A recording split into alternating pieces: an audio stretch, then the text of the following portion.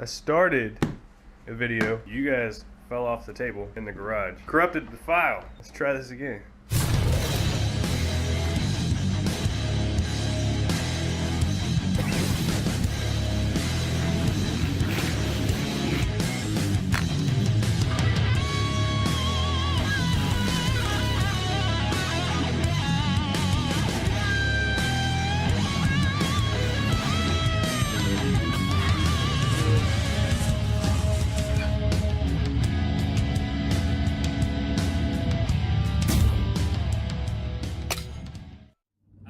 Moto.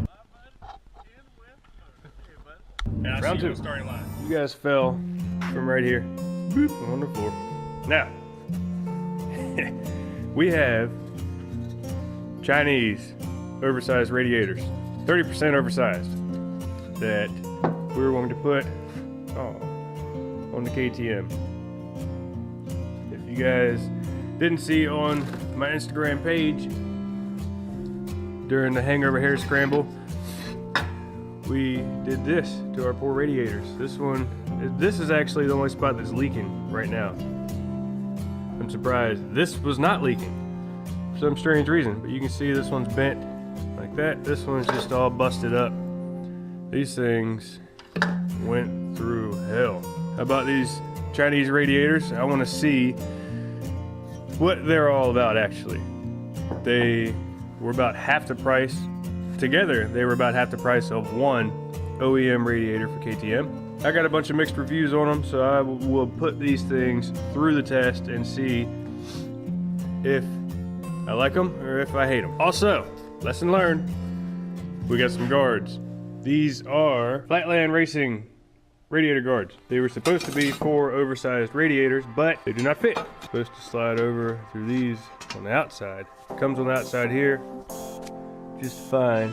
Will not clear on this side right here. We threw the KTM around quite a bit when we were up there. I need to clean, polish this thing.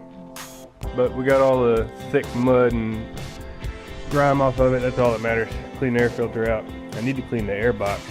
Look at that, yuck. So I'm gonna do that and get these radiators installed, set you up somewhere where you don't fall again. And get these things on. And some other stuff. I pulled the old rubber grommets off to go in these holes off of the old radiators.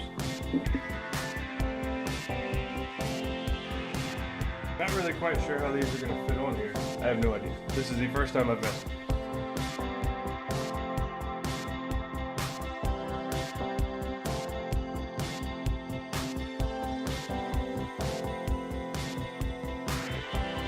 Problem I'm running into, KTM comes with X-head bolts, so you can't get a Phillips head or a flathead screwdriver in there through these holes where you're supposed to be able to screw them in.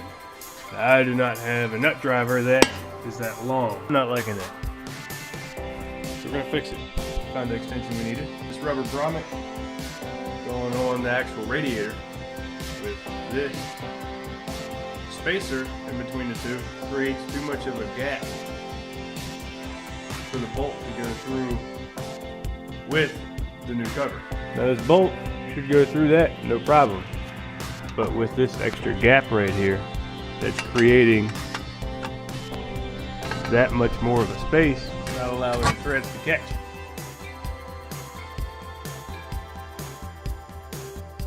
Number two, make sure you're putting the right guard on the right radiator.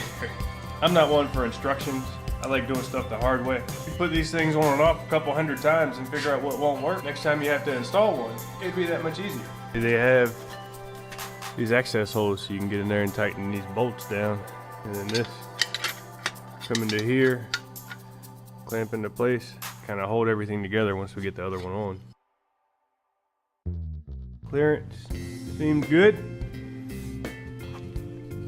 It's not all quite bolted down yet, but it seems kind of sturdy. The radiator's a little flimsy, but once we get the hoses and everything on and this bar in place, we should keep it all together.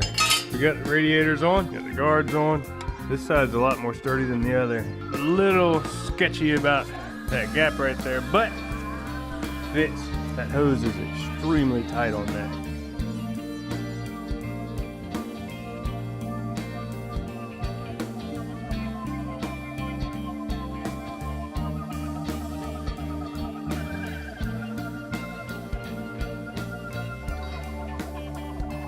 So after trial and error, we finally have these radiators installed.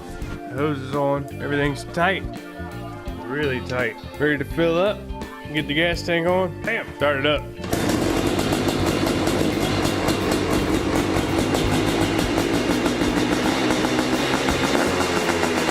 So what I'm doing here, running it, letting it cycle all that coolant through, and I put the cap back on it. See how it dropped down a little bit. Okay, something else I just found out. Tusk, high pressure 2.0 cat, and we have the stock cat that came with these Chinese radiators. See that difference in height? This guy, this $25 radiator cap is useless. It will not fit. The spring, too much pressure, pops it off when you try to tighten it down. I don't know if we can interchange these or not. I don't know if there's an aftermarket Chinese high pressure cap that we can get our hands on. But just to let you guys know, if you buy these, the Tusk cap that's built for the KTM radiators, they won't fit. Save you some money. They're tight. They're really tight. Once I got that inner brace on there.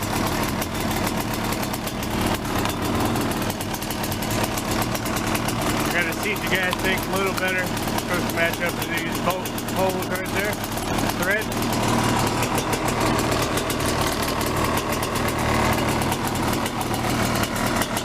Don't see any leaks.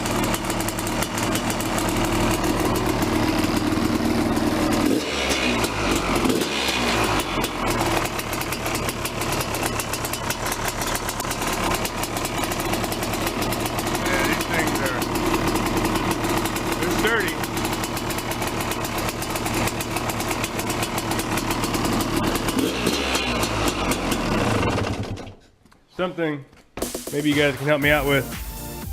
Not sure what this is for, maybe a bleeder valve or something. But I definitely put some red Loctite on that because you don't want that backing out, rattling off. It was fairly loose. It came with a little gasket on it, but that's not going to do anything under pressure. There's the install of Chinese radiators and 16-pound cap. Or 1.1. The guards, definitely, I very much highly recommend getting some guards for these radiators, or for any radiators that you have. The little plastic guards, they have the mud flap guards or whatever you want to call them. They don't do anything to protect them. They just kind of disperse the rain and the mud and muck and whatever you get into. These seem real sturdy. They're not flimsy at all, and seeing as these are like a soft aluminum radiator, the ears on these radiators were very soft. I could actually bend them back and forth with my hand. So definitely want to invest in some guards. One more thing I want you guys to look at. This fuel tank is seated all the way down. That's a stock tank. It's not oversized. It's not an aftermarket. That's a stock tank. So you can see how little clearance we have in there. And these holes do not line up. Okay, so as unfortunate as that is and how much I do not want to do it, I'm probably going to put drill a hole here and maybe a couple tie wraps just to hold this thing down on both sides. It's basically the same thing. See that? They just don't want to line up. I don't want to bend them because, like I said, these ears on these radiators are really soft. So there's that.